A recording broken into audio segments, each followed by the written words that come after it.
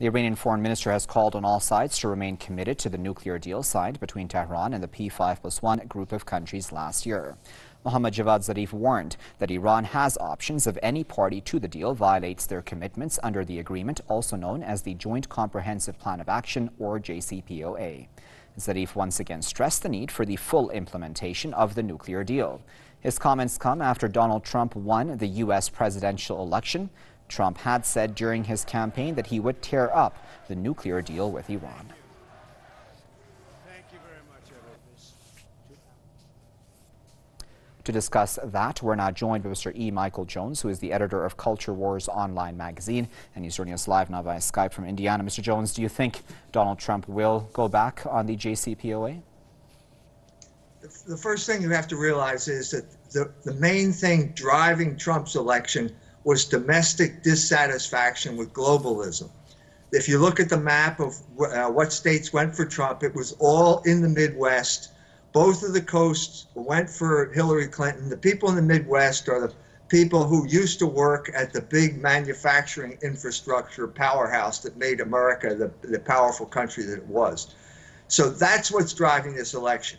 When you get to foreign policy is going to be a function of this domestic policy, which was originally called America First.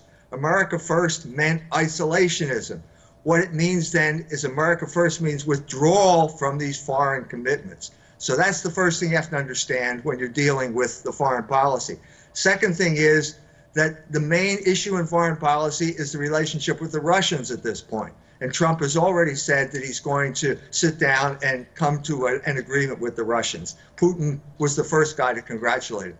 Finally, at this point, we get to Iran. And this is the problem where you see the incoherence of Trump's foreign policy. His position on Iran doesn't make any sense whatsoever, okay?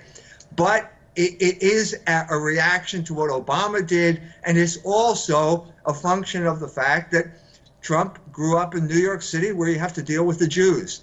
So we have this contradictory attitude that he has toward the Jews. On the one hand, he said, told the Jewish Republicans, I don't want your money because if you give me your money, you'll control me. On the other hand, he went to IPAC and basically groveled and said whatever that the big Israel lobby wanted him to say. So that's the big question mark. The big question mark is foreign policy, and the big question mark is Iran as the center of that foreign policy.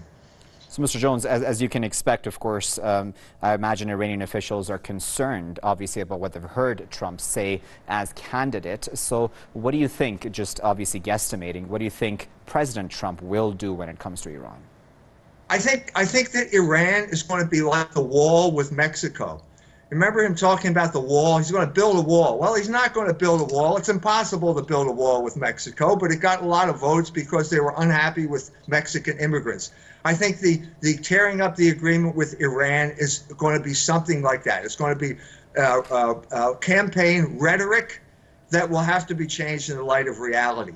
The main issue is Russia at this point. It's not Iran. And the main point he's going to have to come to grips with is that domestic policy is put him in office. It wasn't his expertise in foreign policy that put him in office. It was domestic policy. And if he's going to, he will wreck his domestic policy if he goes along with the old Bush-Clinton perennial wars in the Middle East policy. He's got to back away from that. So I don't think he wants to antagonize Iran in that regard. Very well, Mr. Jones, we'll leave it there at that point. But of course, as always, we appreciate you taking your time out to speak to us.